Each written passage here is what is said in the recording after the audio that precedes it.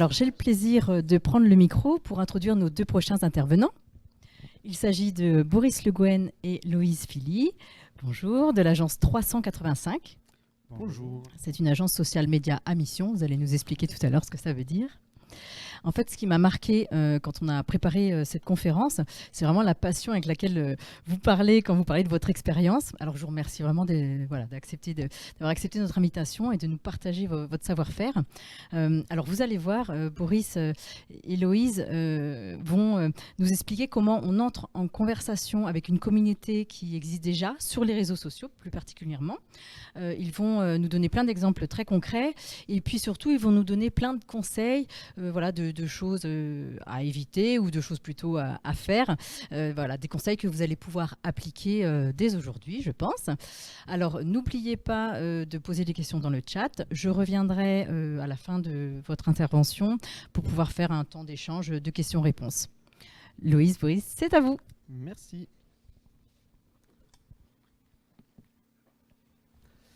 On va commencer par une rapide présentation de nous. On va rentrer dans le vif du sujet. Donc, enchanté, Boris Le Gouen, pour parler un peu de mon parcours professionnel. Moi, j'ai fait 7 ans chez notamment We Are Social, qui est une agence vraiment social média de référence sur Paris. On va voir beaucoup d'exemples en fait que notamment j'ai pu traiter dans cette agence-là. Donc, c'est pour ça que c'est important de les citer. Et maintenant, je suis directeur de création du coup de 385.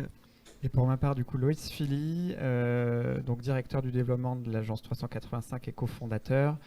Donc moi, rapidement, mon parcours, donc j'ai cofondé il y a quelques années une entreprise qui s'appelait Penarbox. Ensuite, j'ai rejoint du coup l'association .bzh pendant 3 ans, pour lequel je m'occupais particulièrement du sujet de l'emoji drapeau breton. On en parlera aussi tout à l'heure. Et du coup, on a créé là, il y a 2 mois environ, l'agence 385. Juste avant de peut-être rentrer dans le vif du sujet, on vous propose de rapidement présenter un petit peu 385 pour un petit peu recontextualiser aussi le pourquoi on est là. 385, en fait, pour la petite histoire, c'est la hauteur en mètres du plus haut sommet breton. Donc il est situé dans les monts d'Arrée, il s'appelle le Hochhuis. Et pour nous, en fait, c'est tout un symbole, sachant que l'agence 385 a la volonté de viser les sommets, bien évidemment, dans les différents accompagnements clients qu'on va pouvoir faire, mais en toute modestie, responsabilité et justesse, vu qu'on est d'accord avec vous que 385, c'est certes le plus haut sommet breton, mais c'est pas non plus l'Everest. Donc on a véritablement en fait la volonté de garder les pieds sur terre, et puis ça se ressent un petit peu dans notre raison d'être qui est la suivante.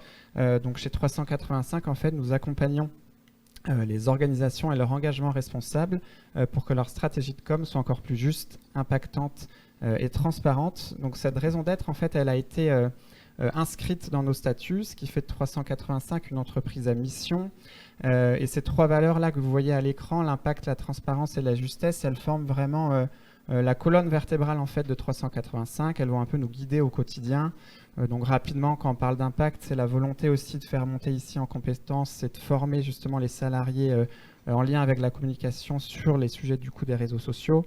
La transparence, c'est essayer véritablement de raconter de réelles histoires et d'éviter toute démarche de greenwashing et d'accompagner justement les enjeux responsables des entreprises qu'on va accompagner. Et la justesse, c'est vraiment partir des besoins et des enjeux de nos clients pour les accompagner justement au plus juste. Et puis avant que Boris du coup présente véritablement ce sujet-là du marketing tribal, chez 385, on a 3 métiers véritablement qui vont du coup de la stratégie en passant par la création jusqu'à la distribution. Donc quand on parle de stratégie, en fait, c'est véritablement essayer de dessiner une stratégie solide pour les différents prospects qu'on va accompagner, donc une stratégie sur les réseaux sociaux, essayer de vraiment partir également des datas, des communautés existantes. Quand on parle de création, ça va de la création de la photo en passant par de la vidéo pour justement essayer derrière de le distribuer. Et quand on le distribue, on a 2 méthodes, soit du community management, donc une méthode plutôt organique, ou une méthode plutôt payante, on va dire, via le paid media. Donc je vais laisser la parole à Boris, qui va aussi du coup vous parler justement plus de cette méthode organique via notamment le marketing tribal. Tout à fait, merci beaucoup.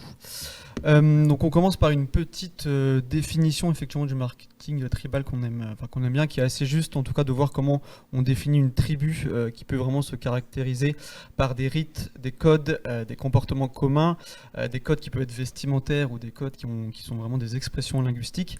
Et ça c'est hyper intéressant en fait parce que en fait, les réseaux sociaux, il faut savoir que vraiment on est dans une logique de conversation, de communauté. Donc en fait c'est vraiment à propos aujourd'hui de parler, d'aller un peu diguer, de chercher un peu ce qui se passe sur les réseaux sociaux quand on parle de marketing tribal. Donc on va essayer de voir des exemples assez concrets, mais avant ça c'est vrai que dans l'image c'est important d'avoir ça en tête quand on parle de tribu, de clan. Un club de foot ça peut plutôt bien marcher parce qu'on se réfugie, en tout cas on s'allie derrière des couleurs, derrière un logo, derrière des valeurs aussi. Donc cette image-là, elle est importante et surtout, c'est vrai que forcément, marketing tribal, là, pour un club de foot comme le Stade Brestois, sur les réseaux sociaux, il y a plein de choses à faire et on sait que la communauté derrière va encourager aussi le club, en tout cas vraiment facilement interagir avec le club, parce qu'on est déjà le clan qui a été fondé il y a quelques années. Mais c'est vrai que ce qui est important en termes de groupe à avoir en tête, c'est que voilà, il y en a plein de différents. On va avoir la grande communauté du hip-hop, mais il faut penser aussi aux sous-communautés qui peuvent exister. Typiquement, on a la communauté derrière le rappeur Jul, qui est le rappeur en France qui vend le plus d'albums, donc il y a forcément une communauté très très puissante. Et donc ici c'est un commentaire sur une de ses dernières vidéos que je trouvais assez intéressant parce que on voit du coup quelqu'un de la communauté de Jul qui dit les années passent mais la team Jul ne lâchera jamais. Donc ici on voit qu'on a un leader dans cette communauté qui est forcément Jul et on a une équipe qui se mobilise derrière et qui va en plus ne jamais la lâcher. Donc voilà, sur les communautés on peut aussi se battre pour sa communauté. Ça c'est assez intéressant à regarder. Autre exemple intéressant quand on parle de communauté et de marketing un peu tribal, concrètement il y a quelque chose que je trouve hyper intéressant, c'est peut-être que vous connaissez ça, mais sur Facebook il y a cette notion de groupe. Et est-ce qu'on peut faire plus marketing tribal que groupe? Je suis pas sûr. Et effectivement, les groupes Facebook, on va vraiment se rassembler entre personnes qui partagent la même passion, les mêmes codes, la même volonté de discuter de la même chose. Donc ici, on a tout simplement deux exemples de passionnés de la Bretagne qui se regroupent autour de groupes justement pour partager des belles photos. Et c'est des communautés vraiment très très engagées autour de cet amour de cette belle région qu'est la Bretagne. Mais sinon, c'est vrai que là, cette image-là, c'est pour parler que dans les groupes, là on est sur un autre groupe Facebook de fans de Formule 1, où on partage en fait des blagues autour de la Formule 1, de l'actualité. Et en fait, ce qui est important ici à avoir en tête, c'est de se dire que si on n'a pas les codes, si on n'a pas les références, si on n'a pas la bonne manière de parler, on ne peut pas rentrer dans le groupe. En tout cas, on va passer complètement à côté. Typiquement, je ne sais pas si ceux parmi qui nous écoutent ou nous regardent sont fans de F1, mais si on est fan de F1, on peut avoir la référence, on peut du coup rigoler avec la personne qui a mis ça en tête, qui a publié ça dans le groupe. Si on ne regarde pas la F1 et qu'on ne connaît pas, on passe complètement à côté, on ne comprend pas ce qui se passe. Donc voilà, tout ça pour dire que les codes en commun, des références, c'est hyper important pour rentrer dans cette notion de communauté. On peut aussi parler directement de réseau social dans le sens où TikTok est une plateforme remplie de codes et de communautés, mais il y a vraiment un code propre à TikTok. Et TikTok, il faut savoir que c'est vraiment une plateforme qui est remplie aussi d'euphémismes, donc des termes plus doux pour parler de sujets plus graves. C'est une raison aussi technique, c'est-à-dire que c'est pour pas se faire bannir par la plateforme. Donc typiquement ici, on a une jeune maman qui dit « Je veux pas que mon enfant grandisse en regardant des couchers de soleil ». Donc c'est un TikTok assez triste. Ça peut exister aussi sur cette plateforme-là. Coucher de soleil sur TikTok, ça veut dire penser à quelqu'un qui est décédé. Donc si on n'a pas cette référence-là, si on ne comprend pas, forcément, quand on est une marque, on va passer complètement à côté. Ça ne sera pas possible de parler du coup à cette communauté. Et on verra par la suite, il y a des exemples assez concrets que TikTok, il faut vraiment bien s'y connaître en code pour espérer, en tout cas, faire quelque chose sur cette plateforme. Donc, ce qu'on aime bien dire, comment j'aime bien imaginer les choses, c'est j'aime bien imaginer Internet et les réseaux sociaux comme vraiment une ville gigantesque. Et dans cette ville, forcément, il y a énormément de soirées qui sont différentes. On n'a pas la même soirée si à Brest, on va au Vauban, on va à la Carène ou ailleurs. Chaque soirée a vraiment ses propres spécificités. Et donc, c'est une image qu'il faut essayer de garder, vous allez voir par la suite, pour comprendre comment une marque peut s'insérer dans les conversations et pour parler à différentes communautés. Parce que c'est vrai que chaque réseau et chaque tribu a ses propres codes. Sur Facebook, on va avoir des codes particuliers, sur Instagram, sur TikTok. Et comme dans la vraie vie, en fait, quand on est une marque, on n'est pas forcément la bienvenue sur les réseaux sociaux ou dans des communautés. Dans la vraie vie, on n'est pas forcément bienvenu à une soirée où on n'est pas invité. Donc si on s'incruste dans une soirée et qu'on ne partage pas les codes des gens qui sont dans la pièce, si on n'a pas le même style vestimentaire, si on ne partage pas la même passion, ça va être très compliqué de trouver quelqu'un avec qui parler et de nouer des relations. Donc c'est exactement pareil pour les marques. Il faut essayer de comprendre où on va, où on met les pieds, et essayer de, si c'est logique, on verra aussi plus tard, si c'est légitime, d'y aller, mais aussi avec précaution. Donc c'est des choses qui vraiment se réfléchissent beaucoup en amont. Un petit exemple sur Twitter, parce que Twitter, un peu comme TikTok, on est vraiment sur une plateforme très spécifique qui est remplie de codes. Donc on peut même parler de grandes tribus Twitter. Et donc là, typiquement, ce qu'on voit, c'est une image, donc ce qu'on appelle un mème, une image qui est détournée et les gens s'amusent avec ça, qui est tirée d'une série très récente qui s'appelle The Last of Us. Donc quelqu'un a fait un montage du personnage de Joel qui est en train de faire une crise de panique. Et en fait, cette image sur Twitter a énormément circulé et les gens se sont amusés à faire des blagues, en tout cas en partageant cette image. Donc concrètement, qu'est-ce que ça donne ?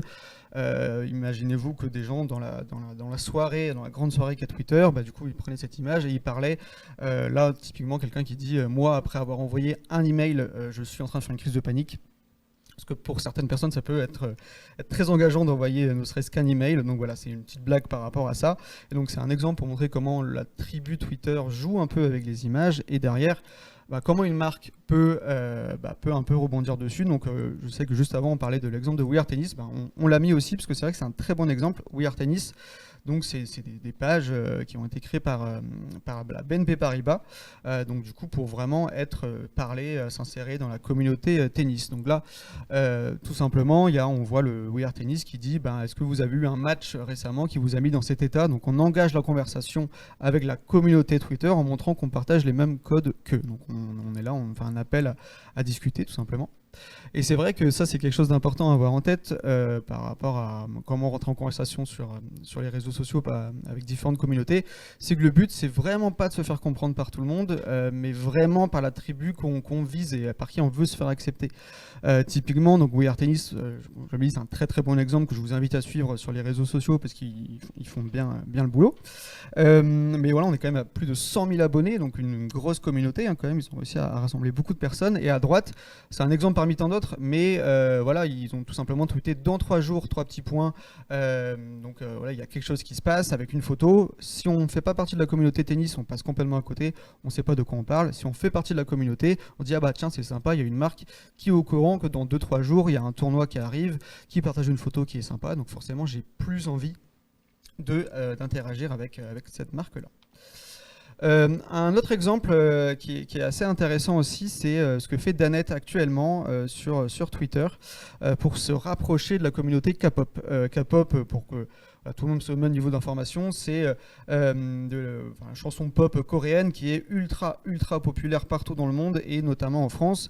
Moi, j'aime bien dire que c'est presque la communauté la plus engagée en fait sur les réseaux sociaux, la communauté autour de la K-pop. Donc là, on peut voir que Danette a une stratégie sur Twitter qui est assez intéressante, c'est-à-dire qu'ils ont donné les clés en fait à un CM. Bon, pour le coup, ici, c'est vraiment une CM, donc ça se voit dans la bio. Elle dit c'est la CM Danette. Donc en fait, la marque a donné les clés à quelqu'un qui comprend les codes de Twitter et qui lui dit tiens, on voit avec toi la personnalité que tu dois mettre en avant, mais vu que toi tu connais bien les codes, vas-y, amuse-toi sur Twitter avec les différentes communautés. Donc ici, on voit qu'il y a une vraie volonté de se rapprocher de la communauté K-pop qui, comme j'ai dit, qui est ultra puissante et qui est ultra nombreuse. Donc on peut comprendre pourquoi c'est intéressant de se rapprocher de cette communauté, parce que si on crée de l'affinité avec eux, forcément derrière en magasin, il y a une connexion qui a été faite avec la marque, donc ça peut fonctionner. Donc on va utiliser les mêmes codes d'un point de vue notamment linguistique, utiliser les bons hashtags, partager les bonnes photos, féliciter une icône, donc une des chefs de la communauté K-pop qui fait la une du magazine Vogue, donc qui est quand même quelque chose d'assez énorme pour la communauté. On va tout simplement partager ce message en disant Slay, qui est un terme pour dire bien joué entre guillemets, mais qui fait partie de cette communauté justement aussi. C'est un terme propre à la communauté, ou en tout cas aux communautés proches, et on voit dans les statistiques que ça marche plutôt bien. Maintenant, peut-être que vous posez la question, c'est vrai que moi il y a quelque chose que je me dis par rapport à ça, c'est quelle est la légitimité de Danette d'aller sur ce terrain-là. à proprement parler, je pense qu'il n'y en a pas actuellement en tout cas, mais qu'ils essayent de se construire une légitimité, et on va voir par la suite que c'est pas non plus sur le long terme et même sur le court terme, c'est peut-être pas la meilleure chose à faire, mais voilà, en tout cas pour eux ça fonctionne pour l'instant plutôt bien.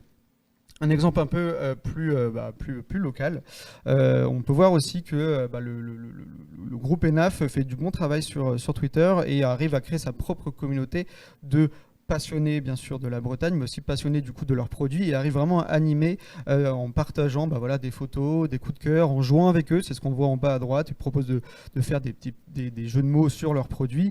Donc voilà, on anime la communauté en comprenant les codes de Twitter. Encore une fois, ça c'est hyper important. Et ce qu'on voit juste en haut à droite, c'est un sondage qui a été fait par un utilisateur Twitter qui a fait un petit concours de marques que les gens préféraient sur Twitter. Et il se trouve que la marque ENAF a été quand même très très bien notée, parce que encore une fois elle a réussi à se créer sa communauté et surtout à comprendre les codes de la communauté, la grande communauté qu'est Twitter. Maintenant, pour entrer un peu plus dans le concret, il y a deux choses qu'on veut vraiment éviter quand on va essayer de rentrer en conversation avec des communautés. C'est ces deux mèmes-là, ces deux images-là. On ne veut surtout pas recevoir ça quand on prend la parole quand on a une marque. Donc à gauche, c'est un mème, donc c'est une image que vont pouvoir mettre les gens quand une marque, typiquement, fait ce qu'on appelle du jeunisme. Donc là, on voit une personne qui est assez âgée et qui s'habille entre guillemets comme un jeune, avec le skate tenu comme ça, sauf que je pense que personne tient son skate comme ça, et la casquette à l'envers, faut l'assumer aussi. Donc en gros, c'est une personne assez âgée qui essaye de comprendre les codes des jeunes, mais on sent qu'il y a quand même quelque chose qui cloche. Donc là, on est clairement sur du jeunisme, et c'est clairement pas du tout ce qu'on veut faire. Il faut qu'une marque aussi respecte sa tonalité, son institution qu'elle représente, et voilà, elle ne doit pas non plus se travestir entre guillemets pour aller parler à des communautés. À droite, encore plus violent, j'ai envie de dire, c'est une image qui tourne, donc qui s'appelle Silence Brand, donc c'est forcément en anglais, donc un peu vulgairement ça veut dire tais-toi marque, parce que faut aussi savoir qu'aujourd'hui les gens sur les réseaux sociaux sont vraiment au courant de pourquoi les marques sont sur les réseaux sociaux et comment elles peuvent essayer d'attirer la sympathie de certaines communautés pour se rapprocher d'elle. Sauf que quand c'est mal fait, vu que les gens sont au courant, on envoie cette image-là, Silence Brand, pour dire on sait à quoi tu joues et ça va pas marcher avec nous. Donc ça, faut vraiment essayer d'éviter. Donc justement, pour essayer d'éviter ça, maintenant on va avoir un peu comment une marque, une entreprise peut justement rentrer en conversation concrètement avec une communauté sur les réseaux sociaux, et vous allez voir, il y a des choses qui ont été dites par l'intervention juste d'avant qui vont un peu se recouper. Mais c'est vrai que nous, notre but ici, c'est de vous dire, voilà, après cette conférence, peut-être que vous serez un peu prêt justement à rentrer dans le jeu, à rentrer dans la soirée, en fonction de la communauté que vous pouvez cibler. Donc déjà, se pose la question aussi, qui est légitime, c'est dans quel but je pourrais faire ça. En fait, on va voir des exemples derrière que quand c'est bien fait, on va vraiment pouvoir gagner en visibilité, donc on appelle vraiment organique, donc c'est-à-dire sans payer, on va pouvoir être visible. Et donc ça peut déjà faire de l'économie d'argent, donc c'est quand même assez intéressant.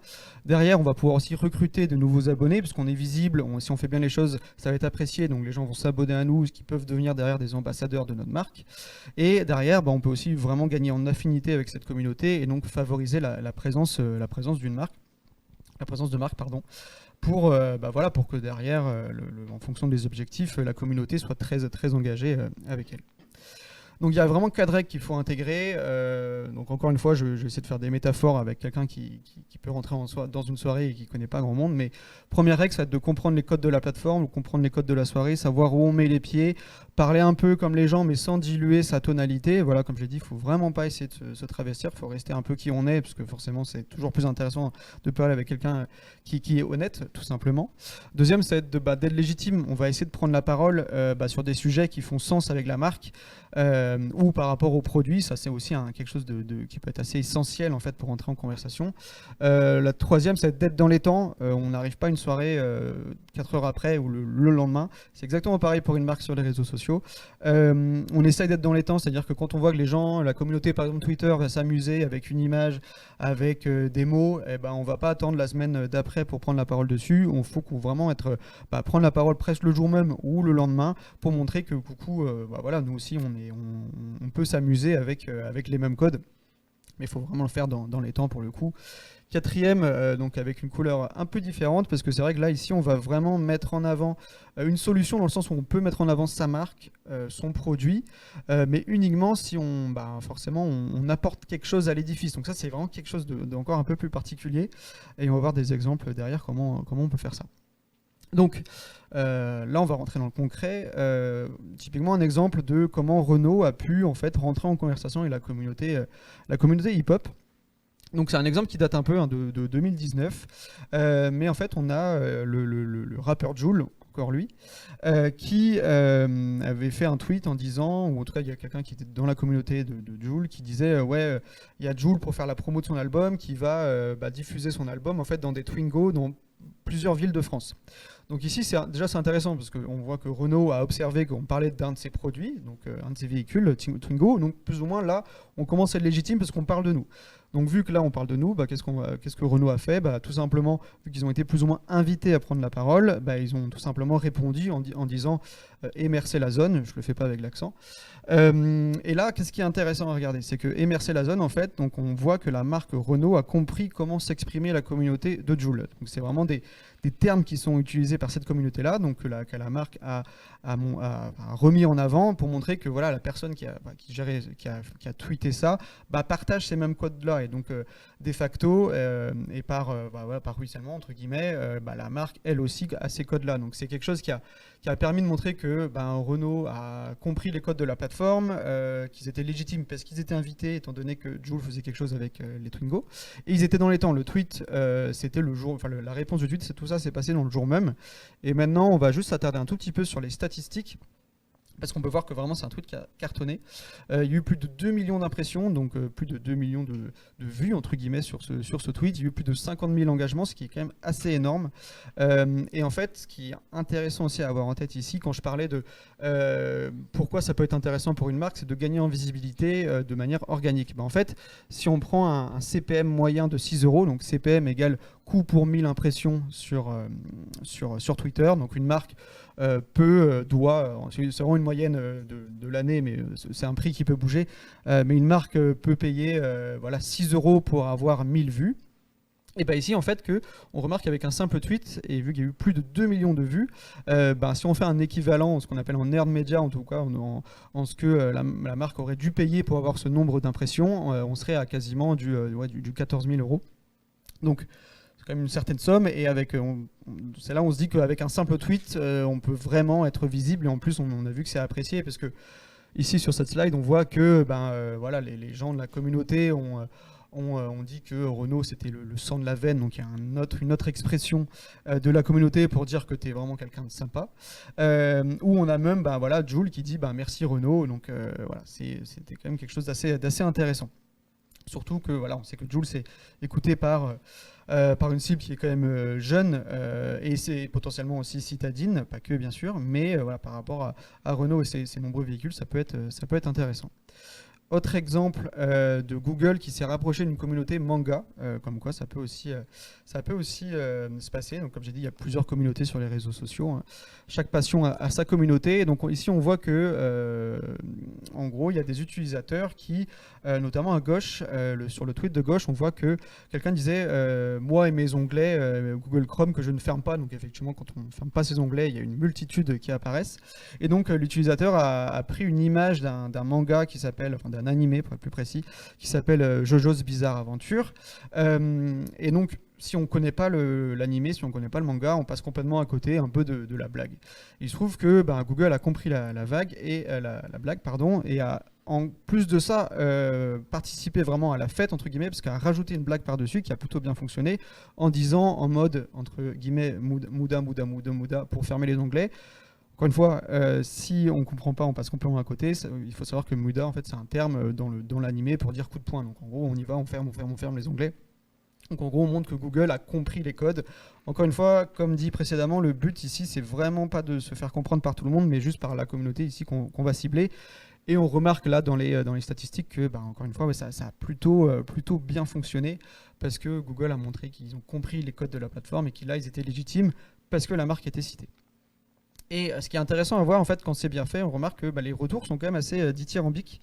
Donc là, à droite, c'est des exemples parmi tant d'autres, mais encore une fois, Google qui s'était rapproché de la communauté manga, avec, on va avoir des gens de la communauté qui vont répondre à trop bien, interaction fantastique, et même quelqu'un qui dit on va faire la propagande pour toi Google, c'est quand même très puissant, comme verbatim. Donc voilà, quand c'est bien fait, ça peut quand même être assez pertinent. Autre exemple là sur comment Google a pu mettre en avant un de ses produits, ce qui n'est pas évident, hein, parce qu'encore une fois, il faut s'imaginer les réseaux sociaux comme une grande fête. On n'a pas forcément envie que quelqu'un vienne nous vendre des produits, mais c'est quand même possible. Typiquement ici, c'était un média basket assez connu qui s'appelle Trash Talk, qui est très sympa d'ailleurs, et qui posait une question entre deux joueurs, qui vous pensez qui est le plus haut dans le top 100 de tous les temps. Donc voilà, une question sur la communauté de basket qui a forcément fait réagir. Et donc ici, en fait, Google, qu'est-ce qu'ils ont fait? Ils ont tout simplement utilisé un de leurs outils qui s'appelle Google Trends pour aller voir quel joueur était en tout cas le plus recherché depuis 2004. Donc il se trouve que c'est Stephen Curry depuis 2004 qui est le plus recherché. Et donc tout simplement ils ont partagé cette information en mettant en avant forcément un de leurs outils et en disant regardez, vous la communauté basket, on vous apporte une information supplémentaire qui peut vous intéresser étant donné que vous êtes fan de basket. Et on remarque aussi le MSP qui est un jeu de mots avec le terme MVP. Donc encore une fois, quand on parle de communauté, de tribu, il faut comprendre les codes et notamment linguistique pour pouvoir espérer rentrer en conversation avec elle. Autre exemple aussi, de manière un peu plus globale, comment EDF ou Google, en fait, sur la communauté globale Twitter, a pu dire, regardez, je parle la même langue que vous, donc sur Twitter, je l'ai un peu dit, mais il y a vraiment des tendances qu'il faut comprendre, et quand c'est bien fait, on peut réagir dessus. Donc à gauche, on voyait EDF il y avait une tendance qui était de mettre en fait une photo de soi il y a très longtemps, ou quand on a commencé quelque chose, une photo de soi maintenant. Donc là, ils ont tout simplement mis un ancien logo, leur nouveau logo, et ça a montré que voilà, on partage les mêmes codes, et ça a plutôt bien fonctionné. Ou encore à droite, il y avait cette tendance de dire jour-nuit, donc avec EDF, c'était assez légitime de prendre la parole dessus, avec des beaux visuels, donc ça a plutôt bien fonctionné aussi. On change un peu de soirée, on va aller sur TikTok. Sur TikTok, c'est vrai que c'est vraiment une plateforme qui est remplie de communautés, mais remplie de codes un peu global à la plateforme. Et qu'il faut vraiment avoir en tête pour bien faire les choses. C'est ce qu'a fait Ryanair depuis quelques temps maintenant. Ça a été une des premières marques vraiment à se lancer assez fortement sur TikTok. Donc ils ont 2 millions d'abonnés, c'est quand même assez énorme. Il se trouve que si vous allez voir le compte TikTok de Ryanair, ils font vraiment du TikTok, c'est-à-dire qu'ils vont reprendre les codes de qu'est-ce qui marche sur la plateforme, quels sont les mèmes, qu'est-ce qui fait rigoler les gens, quels sont les filtres utilisés, comment on peut les utiliser. Donc à chaque fois ils arrivent à ramener ça à leur marque, donc ils sont légitimes, et c'est plutôt marrant. Je vous invite à aller voir. Là typiquement c'est compliqué à expliquer à un mème, mais c'est deux personnages qui se regardent, et ils ont réussi à mettre un insight, une vérité par rapport à leur marque à propos de ce mème-là, et donc ça a vraiment plutôt bien marché. On est à des centaines de milliers de vues sur cette courte vidéo qui, comme vous pouvez le voir, n'a pas été trop compliqué à tourner. Donc ça peut être aussi intéressant. Dernier exemple sur TikTok, parce qu'il y en a vraiment pléthore, on pourrait passer très longtemps dessus, mais je trouve assez intéressant cet exemple. C'est du coup la marque Lotus Cars, qui est une marque de luxe américaine qui, si je dis pas de bêtises, n'est pas encore trop connue. Et on pourrait penser que vient faire une marque comme Lotus sur TikTok, où on sait qu'il y a des jeunes, il n'y a pas que des jeunes, mais il y a quand même une majorité de jeunes pour l'instant, même si ça évolue. Il se trouve qu'en fait, ils ont pris le parti vous allez le voir, je vais mettre quelques exemples, de copier, ou en tout cas d'intégrer les codes de TikTok, mais vraiment, vous allez voir dans ce qu'on appelle le what the fuck, donc il y a très peu de sens. Ils ont pris le curseur, ils l'ont vraiment poussé très très loin pour tout simplement montrer à la communauté TikTok, regardez, nous aussi on sait s'amuser comme vous, on a de l'autodérision, donc ça c'est fou. Donc là typiquement, je sais pas trop comment on entend le son, mais ils ont... Je vais passer rapidement, pardon. Je vais passer rapidement parce que je savais pas trop comment ça se passait. Mais donc en gros, on peut voir qu'ils ont utilisé des musiques, et c'est quand même important de mettre le son. Pourquoi ? Parce que en fait, on parlait de code, il y a aussi des codes auditifs en fait sur TikTok. Ici, comme on l'a pas trop entendu, mais On pourra vous envoyer si besoin les liens. Donc ils ont utilisé des audios, des musiques qui sont très tendances et ils se sont vraiment amusés avec pour montrer à la cible jeune, voilà, regardez, comme je l'ai dit, on s'amuse comme vous. Et étant donné qu'il y a quelque chose d'assez inattendu de voir une marque s'amuser avec ces codes-là, on n'a pas eu le temps de le voir parce que voilà, mais vraiment la communauté TikTok répondait à la marque en disant c'est complètement fou, j'ai envie d'acheter du Lotus maintenant. Donc voilà, c'est intéressant sur le long terme, en tout cas pour la marque, de déjà se faire connaître par cette communauté jeune sur TikTok. Un exemple beaucoup plus local aussi sur comment une marque peut créer une communauté, sa propre communauté aussi en utilisant un réseau. Donc c'est la messagerie Tribal qui est une messagerie éco-responsable. Et du coup, on peut voir l'Hyper U de Guichin qui a vraiment créé sa messagerie dessus et du coup qui est en train de construire sa communauté en disant que regardez la responsabilité et les notions d'écologie, ça m'importe, vous aussi, donc rejoignez-nous sur ce réseau-là et on va pouvoir discuter bien sûr de plein de choses, mettre en avant des produits, mais au moins on sait qu'on partage la valeur qui est celle de l'éco-responsabilité. Donc ça, c'était plutôt intéressant à observer. Et je te laisse la main. Et on va revenir encore plus en Bretagne. On voulait aussi vous représenter un petit peu la campagne Emoji Drapeau Breton qui a quand même aussi tenté en fait de mobiliser en fait la grande tribu, on va dire bretonne, et essayer aussi d'intégrer quelques recettes, on va dire, du marketing tribal pour faire justement de la campagne Emoji BZH une réussite. Juste pour recontextualiser un petit peu, donc l'opération Emoji Drapeau Breton. Donc c'est une initiative en fait de l'association .bzh qui a été aussi du coup soutenue par l'agence We Are Social, donc l'ancienne agence du coup de Boris, qui nous a justement épaulé à déployer la stratégie notamment sur Twitter. Et juste pour recontextualiser également encore toute la partie objectif en fait de la campagne, c'était vraiment de prouver en fait aux États-Unis, donc au consortium Unicode, donc c'est l'instance en fait qui détermine annuellement des nouveaux emojis. Qui avait en fait une forte utilité, une fréquence d'utilisation forte de l'emoji drapeau breton. Donc pendant un mois, en fait, on a essayé de prouver justement et de prouver du coup aux États-Unis et rendre légitime l'emoji drapeau breton et essayer du coup d'optimiser justement l'utilisation de l'emoji Guanadu. Donc concrètement, les résultats en fait de la campagne sont assez positifs, même plutôt exceptionnels. Enfin, il y a eu plus de 400 000 utilisations de l'emoji drapeau breton du coup en un mois sur Twitter. Donc l'emoji a très vite été en trending topics monde et France.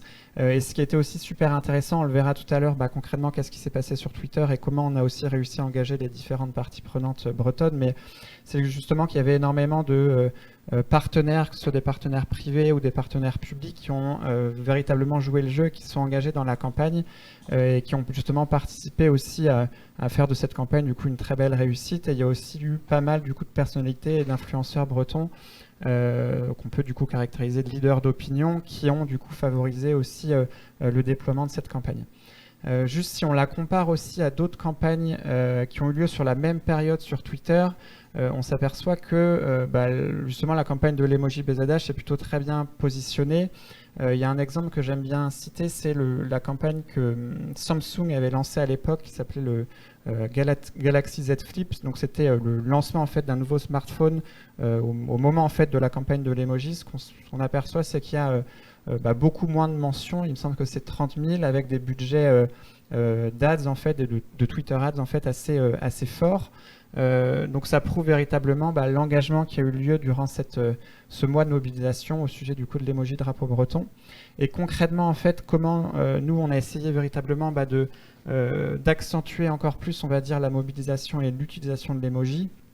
On a forcément essayé de jouer en fait avec des tendances qui avaient lieu du coup pendant la période de com sur Twitter, avec notamment du coup l'utilisation de mèmes, ce que Boris du coup présentait tout à l'heure, et puis on a essayé aussi justement d'inviter la communauté et puis certains leaders d'opinion aussi à utiliser et à détourner du coup des mèmes.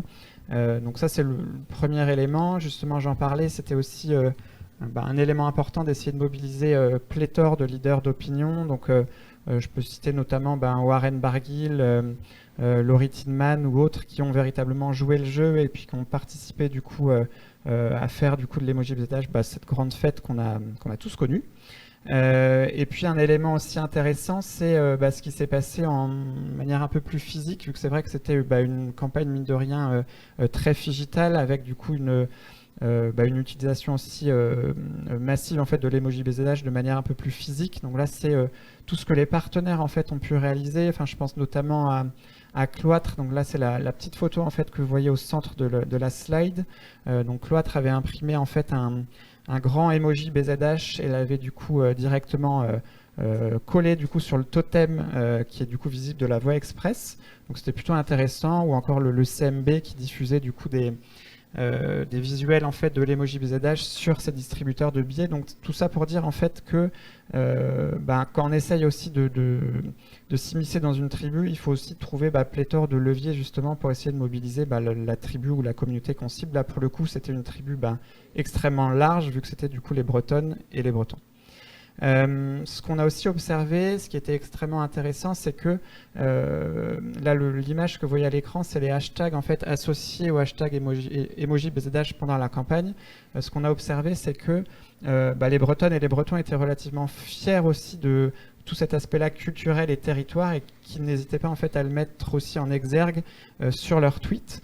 Donc ça prouve aussi encore une fois que les Bretonnes et les Bretons sont extrêmement fiers aussi de leur région, et puis ils ont essayé aussi de le faire ressentir durant cette campagne-là.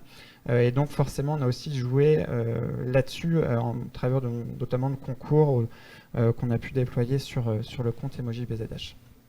Et dernier élément, au sujet justement de la propagation et du marketing tribal, il s'avère qu'il y a beaucoup de marques en fait nationales qui sont aussi mine de rien rentrées en fait dans la tribu.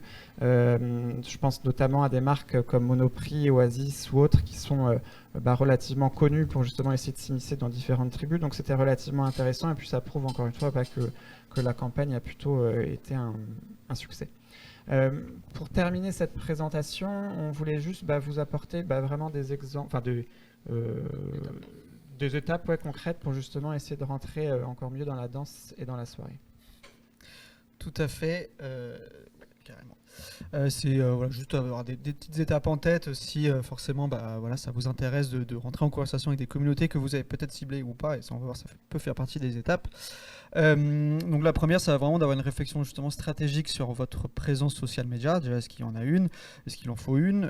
Si oui, comment on va pouvoir faire les choses, comprendre où vous êtes, voir ce qu'on peut faire en fait avec la marque sur les réseaux sociaux. Derrière, il faut vraiment identifier les communautés qu'on peut cibler, avec qui on peut rentrer en conversation. Encore une fois, comme je l'ai dit, le but c'est quand même d'être légitime par rapport aux communautés avec qui on va pouvoir interagir. Derrière, il y a un plan d'action à mettre en avant, c'est-à-dire mettre en avant, réfléchir à quel contenu on va pouvoir utiliser sur les réseaux sociaux, comment aussi on peut mettre en avant les produits, quel apport on va pouvoir faire pour cette communauté-là. C'est plein de questions qu'il faut se poser et c'est extrêmement important. Et la dernière étape, c'est forcément la mise en place, qui peut se passer de différentes manières. C'est soit effectivement, il y a quelqu'un qui peut être dédié en interne pour le faire, donc on va penser notamment à un community manager.